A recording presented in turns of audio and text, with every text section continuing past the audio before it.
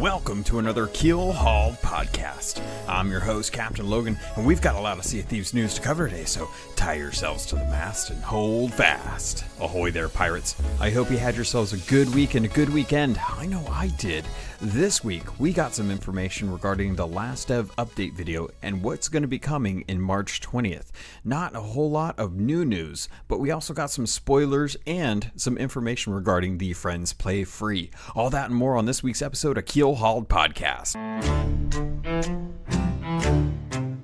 First up on today's docket, let's talk a little bit about what came with the last weekly stream. So this last week, we got some good information thanks to Mike and Joe talking about some of the things that are going to be coming in the game. Now, a lot of this is kind of stuff that we've all talked about in the past, but one thing that I think really kind of hits right home is there was kind of a small poll that went into the chat to ask whether or not the loot timers on floating loot is good enough. And Mike actually thought that the loot timers were good. And then he asked the chat what we thought. And we all basically sounded our voice in one resonating, no, it's not long enough, and decided to go ahead and make a note to increase the timers for floating loot. And I think I'm going to be a lot happier with that because as you'll find out in the story later today, later in this episode, that it was kind of scary to have a lot of loot and to have to worry about losing it so quickly. And how quickly, you'll find out, trust me. Other than that, there was a nice little possibility that mega kegs might be a low spawn chance in skeleton ships, and I think that's awesome. I think that the chances of being able to take down a skeleton fort or a skeleton ship and possibly get a mega keg can really bring in some dynamic changes to when you go to a skull fort and there's another crew there, because most other crews aren't going to expect a ship coming towards them with a mega keg, or possibly even using a rowboat to sink one from far away. I'm looking forward to that. One of the other things that we did find out is that the Sovereign wheel is reflecting the colors of the Royal Sovereign set. Now, what that means to me is we're going to be getting the Royal Sovereign set in the game at some point, and we'll probably see an expansion of the other hulls and liveries for the different sets, for capstans, for wheels, for cannons. I know some of you are already thinking, well, duh, obviously they're going to be bringing, but we haven't heard anything about that. So it's nice to see that those colors are already already in the game, and that something happened to relabel or mislabel in this latest update to give us a hint that we're going to be getting those, that they're ready, that they're in the game, that we just have to find out how much they're going to be, when they're going to be available, most likely probably when the next update comes. Not the next actual update, but when we get the next major content update. One of the other things that was addressed in the weekly stream was actually something that I've been asking for a long time. More pirates. Well, I should say pirates in the sense that I want to have pirates that I can have specific personalities for. Sure, I've got my pirate and he's great, but I also have this other pirate named Nigel, and Nigel's great. I really hope that I get a chance to have my own pirate that is just a pure version of Nigel, someone that I can have like my own well, I've already got a backstory for him, but it's one of those things that if we're able to have more character slots, then I'm not going to feel so kind of bored at the top of the Athena crowd where I don't have anything to do. You know, we've wanted to be able to change how our pirates look. In some cases, some pirates didn't know that you could only have the one that you get right after the infinite pirate generator, and post having your character built, you only have one character, so you never get to experience any other pirate size types or anything like that. And I know there's been a lot of pirates that wanted to have like a really big pirate, but because they thought that the hitboxes were based off of the size of the pirate, they opted to go with a very skinny one. And that's kind of a bummer, because a lot of people just want to be the pirate that they want to be and not have to worry about, you know, hitboxes or things like that.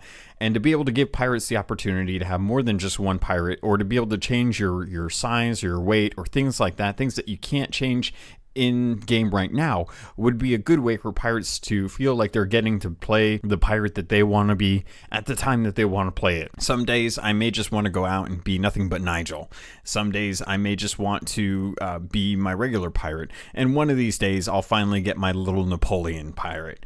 But until then, they're looking at ways to change your character in-game and possibly having more character slots. So I'm glad that they're at least breaching that topic at the studio to let us know if that's something that they're open to for the future. I did find out, and there was a little bit of confirmation in the weekly stream and in the developer update video, that the Friends Play Free event actually went off really, really well. They had a big reception, and new games coming out in February didn't seem to really affect the concurrency that they were noticing. In fact, I was kind of surprised with games like Apex Legends, with Anthem, with Crackdown 3, with other Xbox titles coming to the system, that it didn't impact as much as I thought it would, the bringing new players into Sea of Thieves to get them a chance to try it out free. Apparently, if you give free stuff to people, they take it and they use it. Who knew? Now, as a result of the Friends Play Free event, there has been a little bit of people on the internet upset. I know, shocking. But we did find out, and I haven't been able to confirm this, that the people that used codes to play for free, if they purchase the game or continue playing, will be receiving the green and white mercenary set that is the same style as the Black Sea Dog set. Now, when the game originally came out, if you pre-ordered, you were entitled to the Black Sea Dog set. And that set was kind of coveted at the time because when you first got into the game, you found out that not only are cosmetics very expensive for the amount of gold that you need to get them when you're starting out and you're getting low-level missions, but it's the only set that is really kind of really black, and a lot of pirates have, or a lot of people have, that fantasy of being, you know, the black trench coat wearing, tri-corner hat wielding pirate that's out there to kill and steal all they can. You know, they want that Blackbeard feeling. And with the Black Dog set, that was kind of our entry into that. So a lot of us pre-ordered for that. At that time, if you picked up an Xbox Live game card, or for time, basically, then I think this was in Germany alone. I don't think this was anywhere else in the UK, but I could be wrong because obviously I don't live there and I didn't ever get much information. But if you purchased, I believe it was Xbox Live, with one of the cards, you got a code for the mercenary set, which was the green and white set. Now, if you've seen any of the weekly streams with Joe Neat, you've noticed that he's kind of a top-heavy pirate and he runs around with white pants, and that's kind of his pirate's, what he wears. So everyone seems to always ask, where do you get the white pants? Well, the white pants aren't in the game unless you had that DLC code. So with the pirates that are coming into the game as a result of the Friends Play Free, if they get to play the game or buy the game and play it continuing on, then they'll be getting this mercenary set. And this has a lot of pirates that invited their friends to come play the game into kind of upset because they want that. They want to be rewarded for bringing people to the game. You know, this was something that Rare set up to give us free codes to invite people in, to get more player base, which is already really high. And there's no really reward for that other than having your friends in the game. So I can kind of see where people are coming from. You know, I wanted to collect everything I possibly can. I'm not spending $500 on eBay for this DLC. But at the same time, a lot of these codes and stuff are stuff that are being recycled. We've seen that with Flintlock pistol rewards on Discord. We've seen that with the Obsidian set on the weekly streams. The mercenary sets are now coming around as a reward for people that join as free to play week. And there has to be something to get people into the game. You know, if you're a new player, then you're already hooked, you're already enjoying it, and you're just looking for ways to increase the amount of clothes that you have in your locker, you know, your clothing chest. And for people coming in, they want to have something to look cool. They want to have something to look good in. And giving them this something that was a lot harder to get outside of Germany, as far as I know, is one way to kind of bring them in and say, like, hey, you weren't here for the beta. You weren't here for the pre-order. You don't get the Black Sea Dog set, but we do have a green version that you can get as well, too. So that way you don't look like the typical sailor on the seas. You can kind of wear that with pride, knowing that you got it and not many other people do. All right, so one thing I did want to bring up before I forget to mention this comes in with the weekly stream. Joe mentions seeing a new feature that's coming in the update, the mega update, interacting with a megalodon. And this was kind of interesting because when I thought about it, I instantly thought about parrots and monkeys and cats. I thought about all the pets that are going to be coming with the update. And I started to wonder if this was something that those pets are going to be interacting with the different threats out into the world, like the megalodon. Now, when I thought about it, I was thinking, like maybe a parrot sitting on top, or a bunch of parrots sitting on top of a megalodon as it's on, like getting close or swimming by. Or I thought like, monkeys throwing poo at it, or even like a cat trying to scratch it or running away from it. And I thought this was really interesting to think about. What is the sole purpose other than to kind of enrich the atmosphere on a ship with these pets? Because I imagine they'll come with us onto the islands and kind of be around us as we do our normal voyages and stuff. But how are they going to interact with other things in the world? Now, a lot of other people are saying that there are different things that this could be, and it definitely could. It could definitely be like harpoons, or it could definitely be fishing. It could be a lot of different things. But with talking about it on the stream, knowing that pets are coming, I had a feeling that this is kind of where they were leading. And there is one thing that I don't think has really been talked about yet, because I know that we're still waiting to find out like when pets are coming, how much pets are going to be, if they're going to be something that is going to be iterated upon as time goes on. And I'm still kind of wondering what is beyond pets as far as microtransactions go for Rare. Where do they see themselves in another year after microtransactions have been commonplace in the world of Sea of Thieves? Are we going to see rare cosmetics that are only available for purchasing? Are we going to see stuff that is geared around holidays, or even causes like charity events that are going to be like, just for example, like breast cancer awareness? Most people usually have pink on during that event, and I'm pretty sure it's in October. I could be wrong. Just to kind of put this into example, could we see microtransactions that are specifically to help support charities like Special Effect, to give players a way to donate and get something in the game that would represent that they are supporting a certain cause? Now, we already have things like the rainbow flag, and that's good, but that was something that was already given to us. I would kind of like to see cosmetics that are kind of driven towards community or charity events that are something that we can purchase and have a certain time frame. Like, during the month of October, during breast cancer awareness, anyone that purchases these liveries that are all pink will help with donating to different causes towards breast cancer awareness, research, things like that. I'm kind of wondering what's the next step beyond just pets, because pets are kind of a very selfish thing, and I'm wondering if maybe we can take advantage of this platform and get people to start sailing around with pink liveries. I think that would be really kind of funny to see on the seas. It's not very pirate, but it's still one of those things that not everything in this game is very piratey, and because of that, I think there's room for us to do some good for the world, to try and bring awareness to different things and to get some cosmetics out of it. What do you guys think?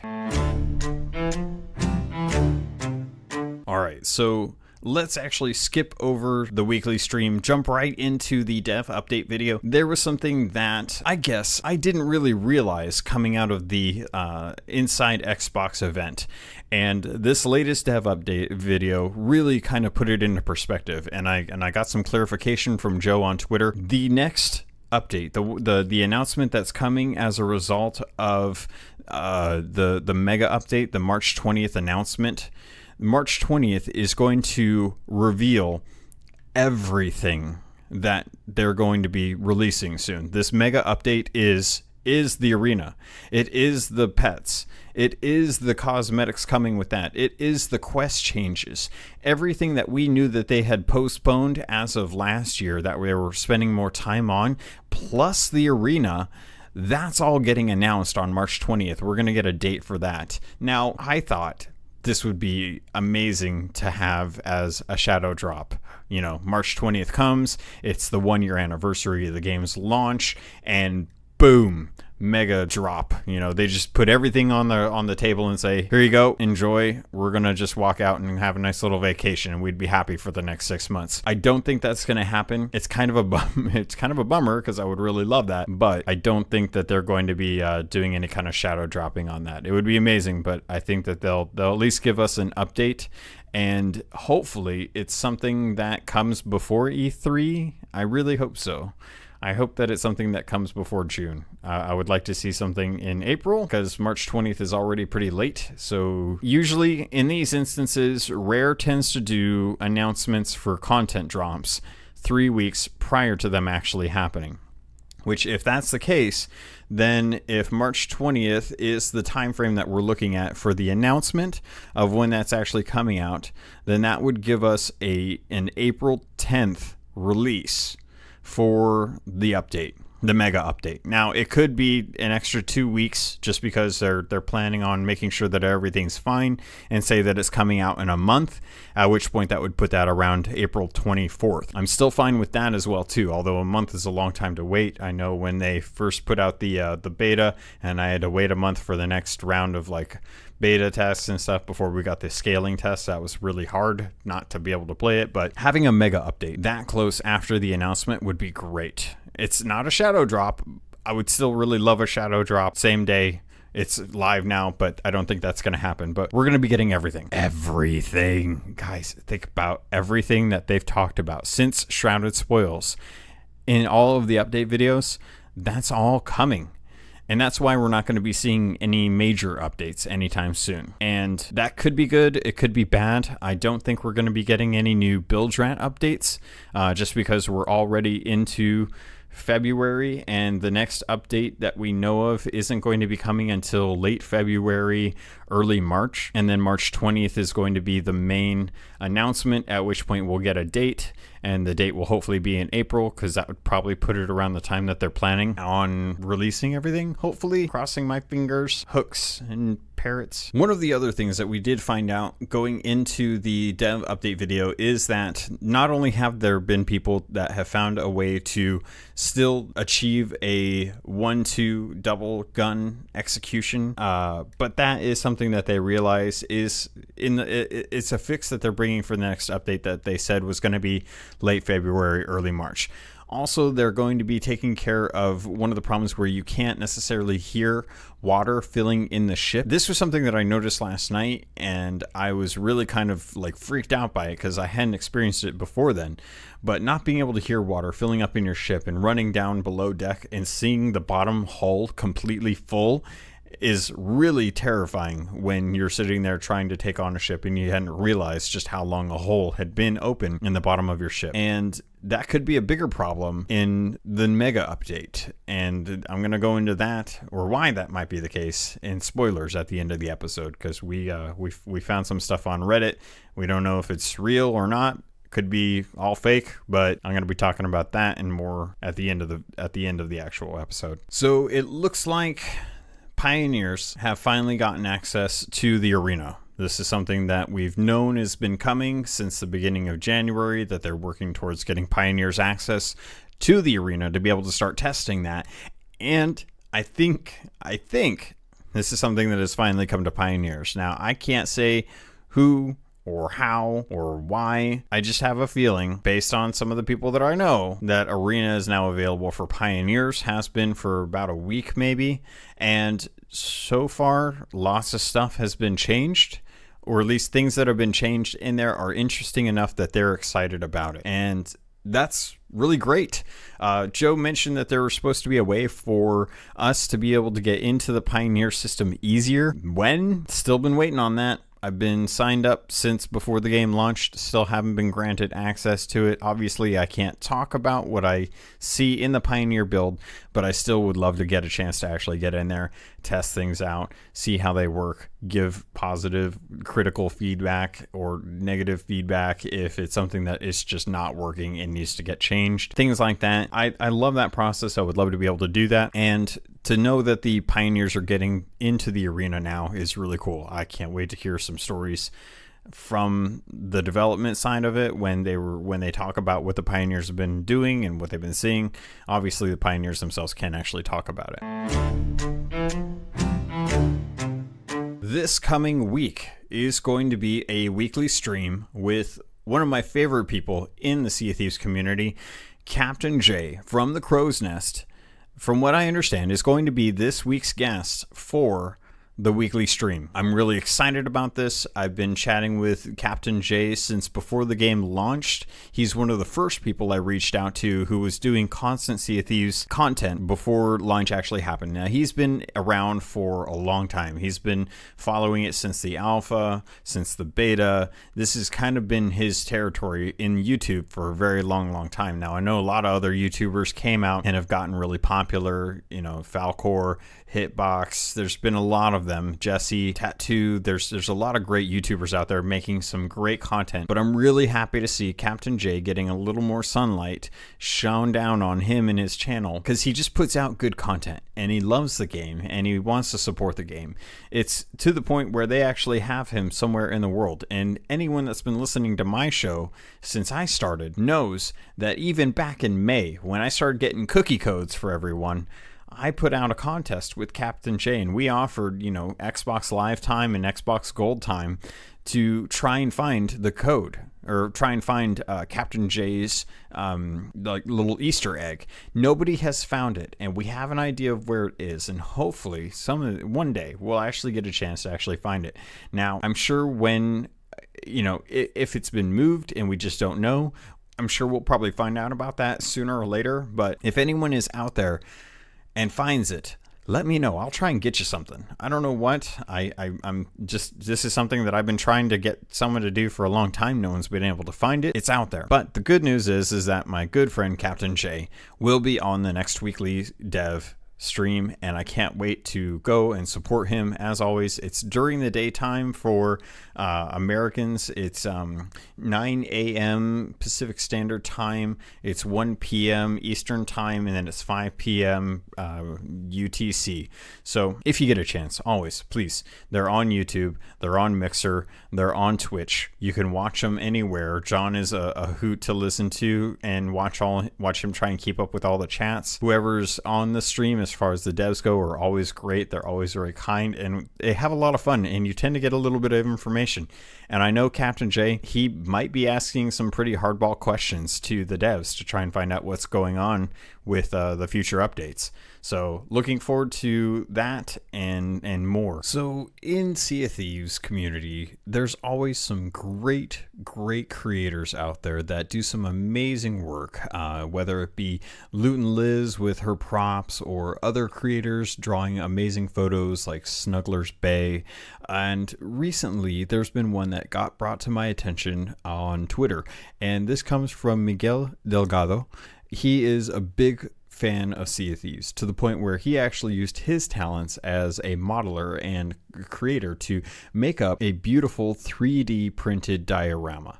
I'm going to leave a link for this video in the show notes. I want you guys to take a moment to go watch it. It's a couple minutes. You can do it while you're sitting in the bathroom doing whatever you do in the bathroom, and just appreciate how much effort must have gone into this. He used a lot from the actual game itself.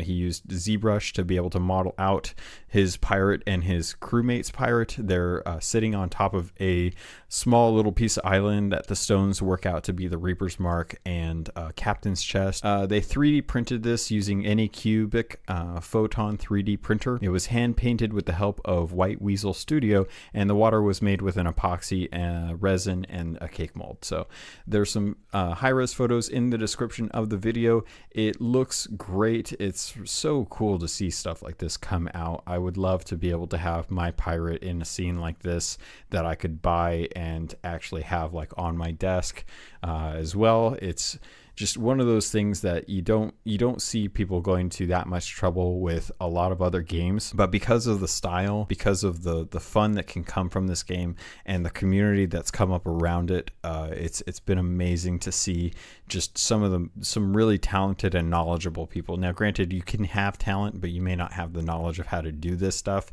The fact that he has the resources available to do this and the time to be able to do this is great as well too. And I can't say enough about how beautiful this looks. It's amazing. It looks like something that you'd see in a store somewhere on a display shelf for $150. I'd probably pay that. I would actually, yeah, I'd pay $150 to have my pirate in a custom 3D printed resin statue thing. That'd be awesome. Next up on today's docket, Captain's Log. So this last night, technically, I was up pretty late with some good friends of mine, one of them being Hoss Sauce, the other being Twisted Shots TV, and Papa Smark, who's a great fan of wrestling and has his own Twitter account or Twitch account as well. We were all for streaming and playing last night. We were on a galleon. We had a good time. It started out fairly simple. Haas jumped on voice chat and basically stated that every Megalodon, ghost ship, and Kraken we come across has to die without exception. So we kind of took that in stride and started out on our Athena's voyage. So we had the intent of just kind of going around getting treasure and fighting off stuff as we go. The first thing we do is we start sailing over to Crook's Hollow from Ancient Spire Outpost. And as we're sailing, just kind of getting our bearings and seeing what's going on, we see a sloop. And at that point, we're just like, all right, well, sloop, time to sink it. So we started chasing after the sloop, and it was a little rough. I think we were all kind of working together to kind of figure out like how our dynamic works, who's going to be in charge of what, who's going to work on this and that. We chased them for a fair amount of time. And when I say a fair amount of time, I mean we went from Crow's Nest Fortress, which is where we initially kind of engaged them, all the way up to what I think was Tri-Rock Isle. I wasn't paying attention to where we actually hit them, into the island that we all just kind of there was not very much finesse going into this engagement. It was basically ram them, jump onto the ship, kill them, find out that they're doing a merchant quest, had zero things on any, they didn't even have crates. They were doing a merchant voyage and they didn't even have the crates from the merchant NPC themselves. I'm pretty sure these guys were really freaked out because they kept sailing away from us. I mean, granted, we're a galleon, they're a sloop, but we sank them and almost sank ourselves after ramming the island. And that was when I started to realize that you can't hear water filling into the ship always. That bug is bad. We almost sank, and it was kind of freaking out for a moment there, but we saved the ship, we got reoriented, and we started actually working on some of the voyages up in the actual wilds where our Athena's was kind of stretching us up to. So we went over to Sunken Grove and just kind of did some normal stuff. You know, we were digging up chests, working on riddles, getting blown up by skeletons with powder kegs. And that was about the time that I realized that our next voyage had us set to arrive on Old Faithful. And there were skeletons. Oh, I forgot to mention the skeletons were on the very tippy top of the island, and they were gold. So we spent a fair amount of time on Old Faithful Island. It's one of those ones that you kind of have to let it soak in to really kind of enjoy the experience. You can't just jump on the island, dig up a chest, hop off, and get on to your next voyage. You kind of have to simmer on that island and stew and really really hate some of the cannon towers there who, for some reason, inexplicably, always decide to spawn and start pummeling your ship within range when you're at the very utmost top pinnacle of this island, trying to slash at a gold skeleton who just refuses to die and let you have their skull. Yes, that is always the best time at Old Faithful if you're not getting lost or blown up by powder keg skeletons that seem to be spawning all the time. But I love Old Faithful. I think it's great. I'd much rather have it over Crooked Masts. And you guys are all wrong for thinking I'm crazy. So after, I'd say maybe 45 minutes. I feel like 45 minutes is a generous amount of time to say that we were on that island. We came away with our 4 skulls and proceeded on to the next island in our voyage. Now, as we're sailing, we're kind of heading towards Shipwreck Bay, not realizing that we had a cargo to pick up at Wild Treasure Store. That didn't come until much later in the voyage, and much to the chagrin of the crew, I eventually got and had to ditch them with a rowboat to go get. But we'll get there. We'll get there.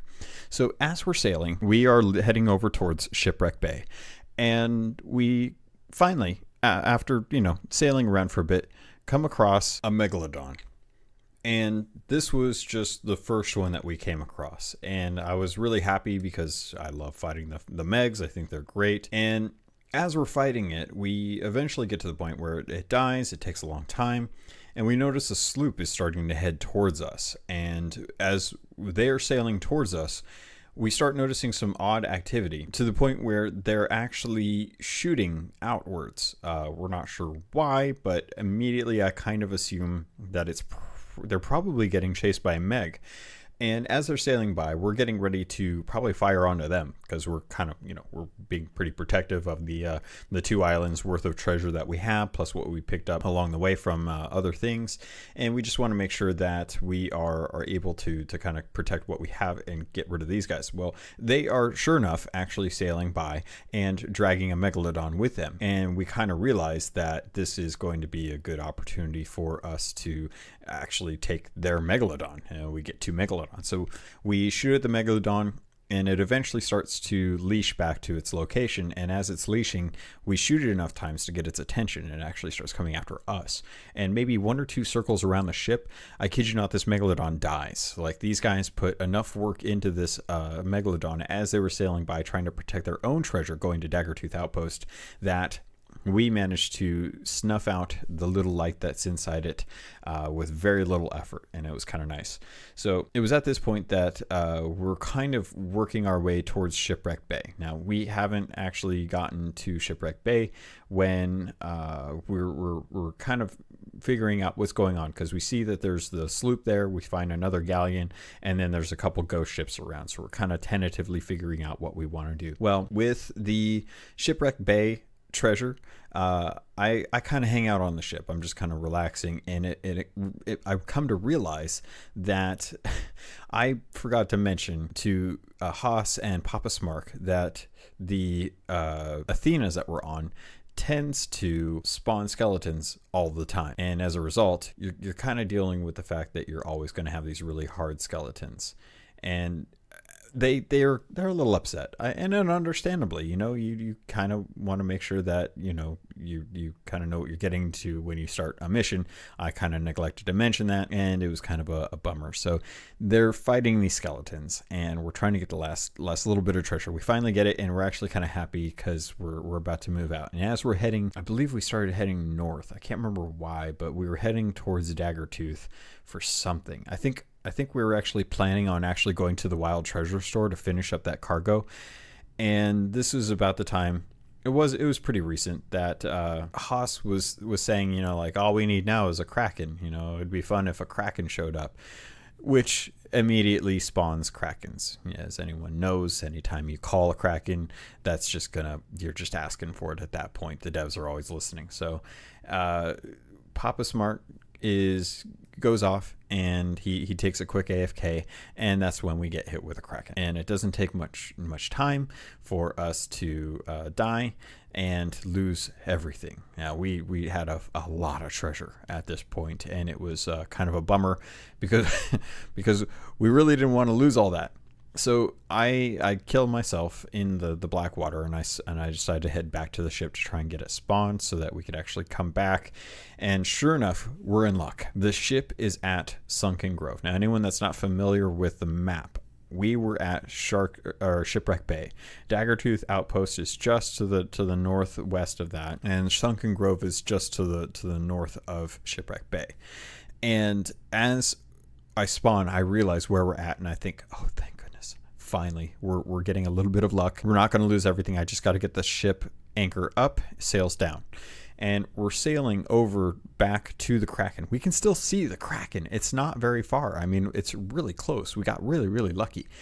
And as the Kraken immediately ends up despawning, we start sailing into where we're trying to find our treasure. And as we find it, all of it is just sinking. It is just like dropping quickly, and Twisted jumps into the water. He's swimming as fast as he possibly can, and he's freaking out because it's going all the way down to the bottom. He didn't know at the time, and it's partially my fault for not making sure that people knew how to float loot.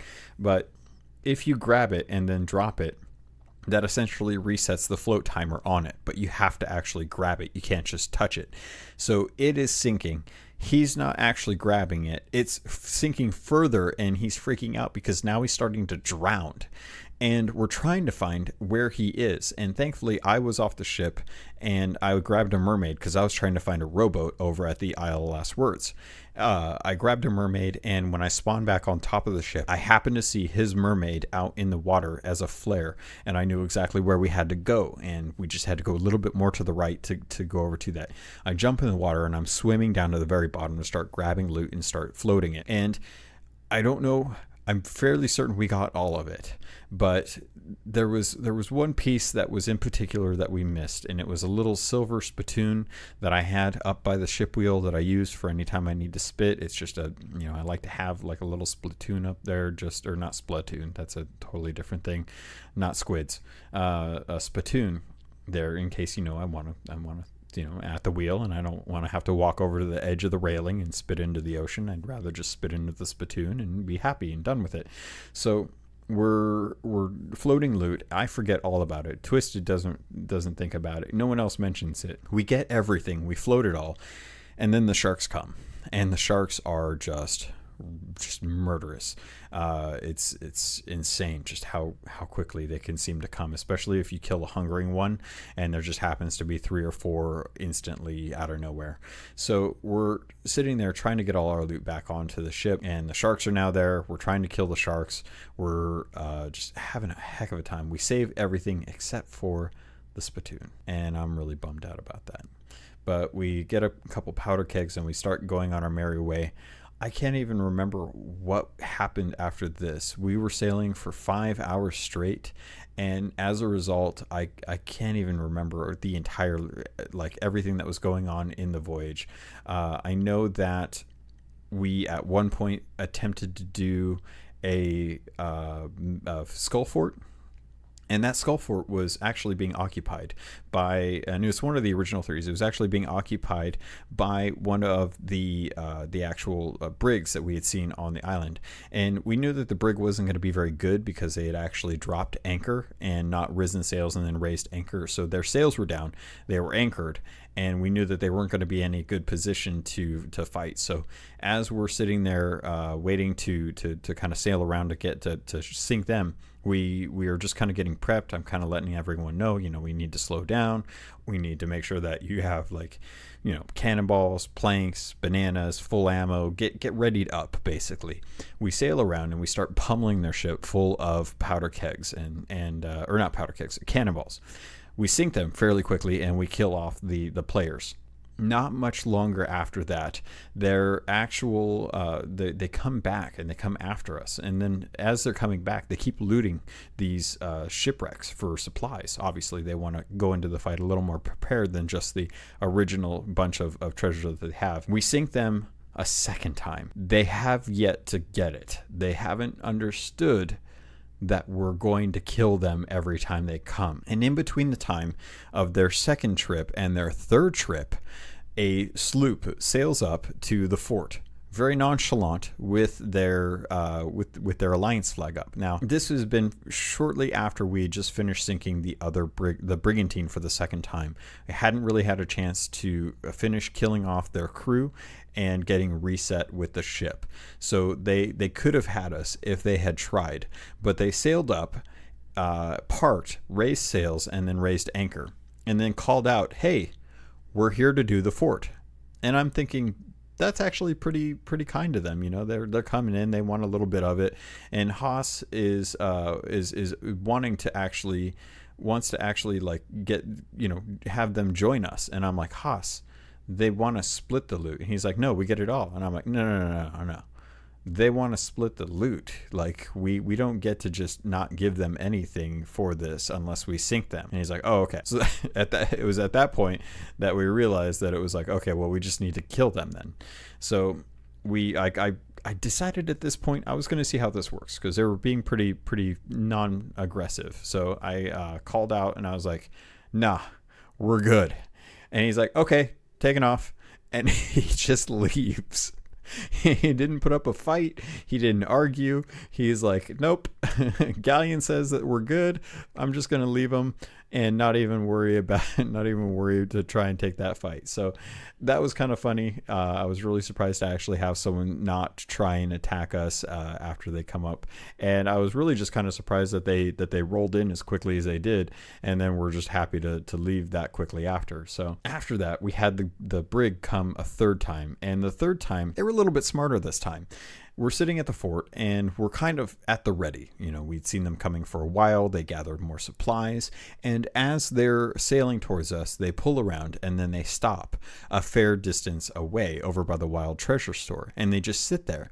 And the guys are trying to work out what to do. You know, okay, well, I know that they're waiting for us to finish the fort. Then they're going to try and attack us to get the key, maybe a mega keg to sink us. And they're trying to work out whether or not they should swim out there or if they should keep under the water to make sure no one's trying to swim towards us with any kind of powder kegs. And at that point, I'm like, let's just go sink them. And they're like, all right. Captain Logan's like, all right, we're just going to go sink them. So we sail over there. They've anchored again. I can't stress this enough. If you're a new pirate, let me just give you this helpful hint. Don't drop your anchor. Don't drop anchors. If you drop an anchor, you're stuck. You can't leave. You can't turn the ship. If you give an opportunity to another crew to be able to actually get a good angle on you, and you have no angle on them for firing your cannons, you're sunk. That's it. I'm sorry. There's nothing that you're going to be able to do. So at that point, you're basically stuck. So we sail over there and we sink them again. And I think it was at that point that we finally realized, like, we're low on supplies. We really can't we can't afford to do anything more. You know, if they come back again, there's not enough supplies on this ship for us to be able to handle another attack. So we decided at that point that we're going to sail over to Galleon's Grave Outpost to resupply. And as we're sailing over there, a skeleton ship spawns on us, and we don't have anything to be able to kill them with. We have maybe 30 cannonballs around but between all of us, and we're sailing over to Galleon's Grave. We're just trying to shot this skeleton ship as much as possible with effective shots. Some not so effective, but effective. And we're getting over to Galleon's Grave, and we park over at Galleon's Grave. And it's at this point that I realize that there's 2 player galleons nearby. There's 2 ghost ships in the area, one at the fort and then one at us. and I'm waiting for us to get to a point where I can actually like get some supplies. So there's the ship that's coming. There's and by the way, we have a ton of powder kegs. So the ghost ship comes around the actual island, and I tell the guys to grab a couple powder kegs and go keg them. So we get one, it doesn't sink. We grab 2 more powder kegs and we head over to the other side, and they swing around and they start coming directly at us at the dock. And we get 1 powder keg on, and then I grab another powder keg and we keg them for a 3rd time. The ship gets hit, but we take no damage, and we manage to sink the ghost ship. So 2 of the guys grab the rowboat and head over to a couple of barrels out in the water, the barrels of plenty, and start gathering resources and start loading them into the rowboat. Meanwhile, Haas is grabbing all of our treasure and wants to get a shot before we turn in, because it's at this point we kind of say, okay, well, things are getting a little hairy. We don't have the supplies to be able to defend all this loot if we're going to try and finish off this skull fort. So let's go ahead and turn in what we got, and then we'll just get the skull fort loot and come back and kind of keep going. So at that point, Haas is dumping everything onto the dock for a good photo. I am grabbing all the supplies on the island, and Twisted and Papa Smark are getting all of the treasure from the actual barrels out in the water. We turn everything in. It's a heavy haul, and we're not even done. We decide at that point, this is pretty late into the evening. These guys are starting to worry about whether or not their significant others are going to come in and pull the plug on our fun, and with good reason, because they all kind of have to be up pretty early for stuff on Sunday. So you want to get a good night's sleep. Always get a good night's sleep, guys. Don't stay up late and do stuff unless you know that you can. So we turn everything in and we start selling. We decide we're going to try and finish off this Athena's, and it was at that point that I sent the guys down into the wilds to go, or into the ancient isles, to go finish up the last couple islands. We had Crook's Hollow for skeletons and for a cargo run, and we had Thieves Haven for a riddle. So I take the rowboat up to Wild Treasure Store and get the cargo. And as I'm getting the cargo, I notice that the fort that we abandoned is now being occupied by a galleon. And I am in a rowboat with a bunch of cargo now, and I'm rowing over towards this galleon at the fort. And it was at this point that a ghost ship was starting to sail by, but they weren't aggroed. And I was thinking, God, this would be a great opportunity for me to see if I can, just how much I can mess with them. So I start swimming out to the ghost ship, and I jump on the ghost ship and start killing a couple skeletons. And just what I thought would happen happens. I aggro the skeletons onto that galleon crew. The ship turns around and starts firing cursed cannonballs onto the ship and starts hitting the ship at the fort. Meanwhile, I'm jumping back onto my rowboat with a bunch of plants and rum and rowing over to their galleon. I dock my rowboat onto their ship, and I start grabbing. They have a gunpowder barrel in the captain's cabin. Who does this? Don't put barrels in the captain's cabin, ever. I could have shot it. I should have shot it. Instead, I grabbed it and I dropped it by the mast, and I was going to crawl up to the crow's nest to see if they had any more. And it was at this point that the worst luck happened. A crew member who had been alerted to the ghost ship firing on their ship finally made it back to their ship and saw me climbing the ladder. And instead of me seeing if they could actually, if they were climbing up the ladder, they didn't shoot me. So I didn't know if they actually saw me, but they did. They followed me up the ladder, and they tried to kill me. They sword slashed in the crow's nest and blew up what had to have been like 6 barrels. And my heart just sunk, because I was like, oh, I could have had them. I could have killed them all. I could have sank their ship and been done with it. And all I really wanted to do was just give them a bunch of cargo in a rowboat, but I figured I was going to blow them up while I was at it. So I died, and I got back to Crooked Mast, and it was at that point that the guys had been working on the skeletons. We grabbed the cargo, and as we were leaving Crook's Hollow to head over to Thieves Haven, we got krakened again. And at that point, it was just painful, because this time we lost we'd lost our ship, and as I was trying to slash at this tentacle that was wrapped, one of the head tentacles to finish them from actually wrapping, I heard someone climb up the ladder. I saw someone climb up the ladder. I'm half blinded because of the blood, and this guy shoots me and I die, and I'm freaking out because now I know that there's a crew that's actually right next to our ship, and we sink. And I'm just totally bummed out because I'm trying to think of how the heck we're actually going to kill them and get our loot back, because at that point we only had 4 skulls because we just finished up the Order of Souls for the Athenas there. We get over there, this sloop crew is taking on this Kraken, and they finish it just as we get back to them. Meanwhile, we had actually spawned back over at Old Salt's Atoll, so not too far, but far enough. We start chasing them, we ram them, and we sink them. We get some of our treasure back. They must have lost one of our skulls because we only had 2 that they had and then 2 that we had. And we get back and we find some of our other stuff in the water. We finally get over to Thieves Haven. We're searching around for this riddle. We finally get the riddle after I had to look up the last clue on Rare Thief. Thank you, Rare Thief, for your map. I really appreciate it because it saved me. The clue was right next to a message in a bottle spawn of gold skellies, so I'd been avoiding the area and not realizing that was where the painted spears had been.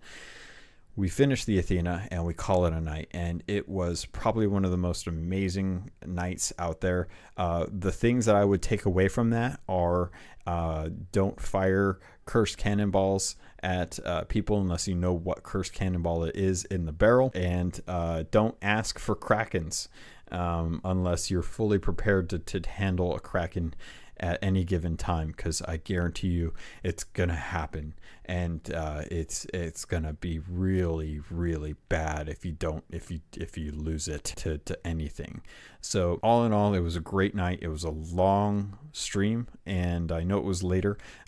I still had a good time. But just as kind of a side note, with the new job that I have, I'm working afternoons and evenings. I'm basically starting Pacific time like 3 in the afternoon. I'm going towards to 11 in the evening. I'm not going to be able to be online as much as I used to be because I'm actually in a full-time job.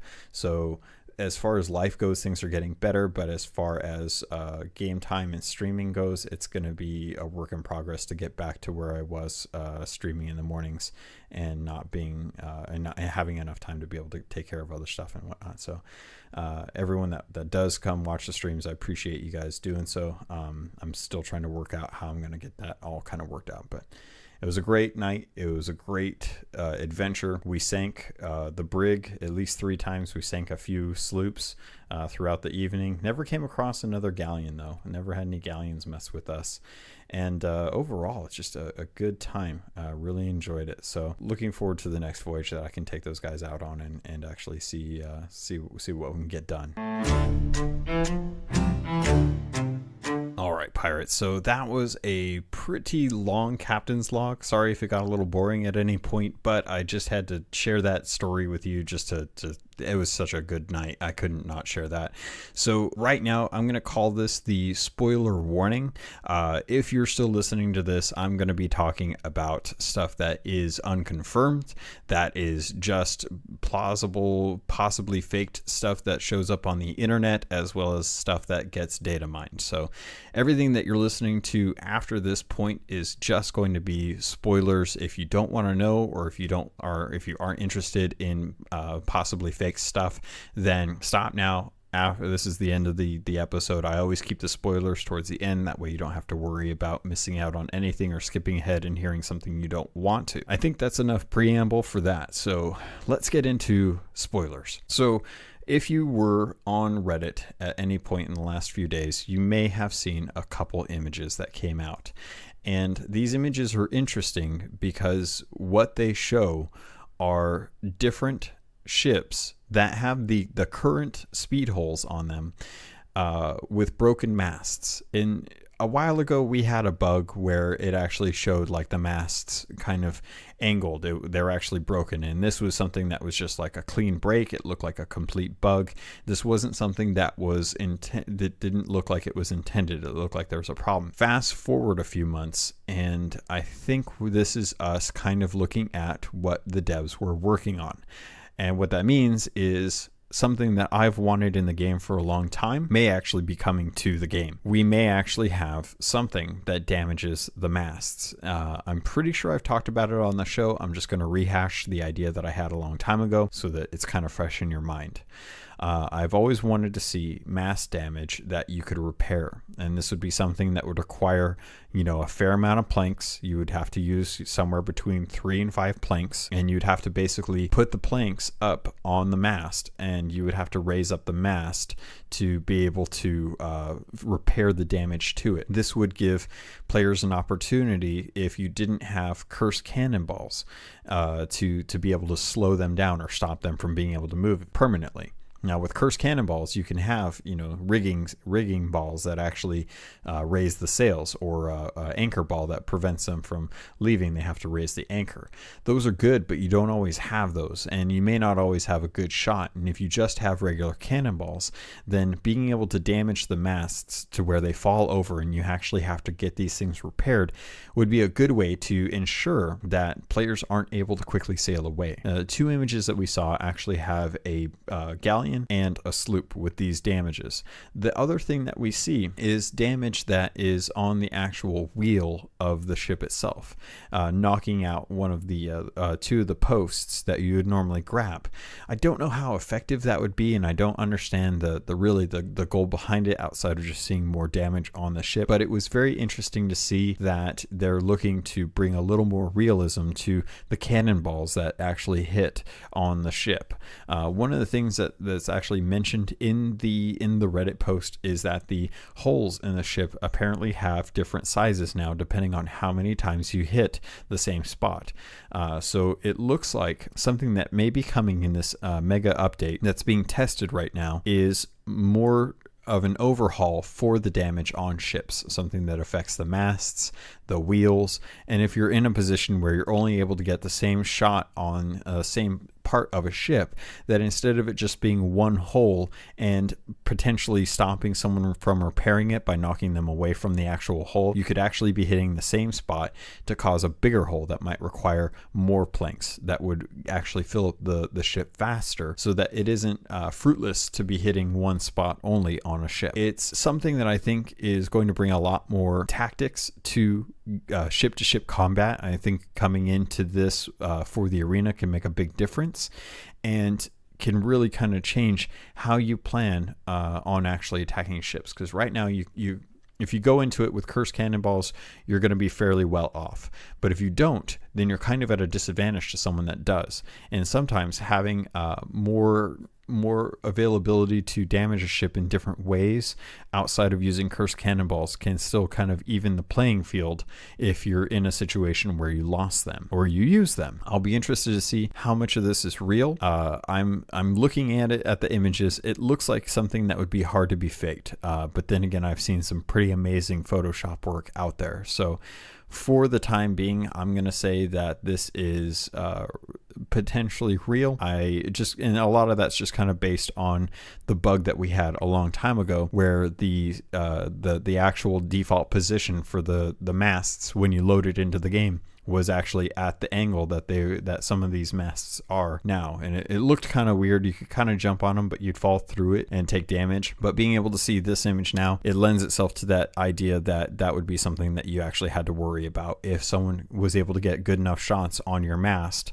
to be able to crack it in half and then force you to use planks to actually repair it. All right, pirates, that's it for the spoilers. This is going to be the end of the show. If you've been listening, thank you. I appreciate it. I know that I didn't get a First Mate's login this week, but because the show is going long with the Captain's log, I just want to make sure that you're not listening for a couple hours to more stories when I can save some of those good ones for next episode as well too. A little bit of an update outside of just real life stuff. I am getting my motorcycle actually worked on. They ordered the parts for it, and hopefully I'll have my own mode of transportation back again sometime in the next week or two.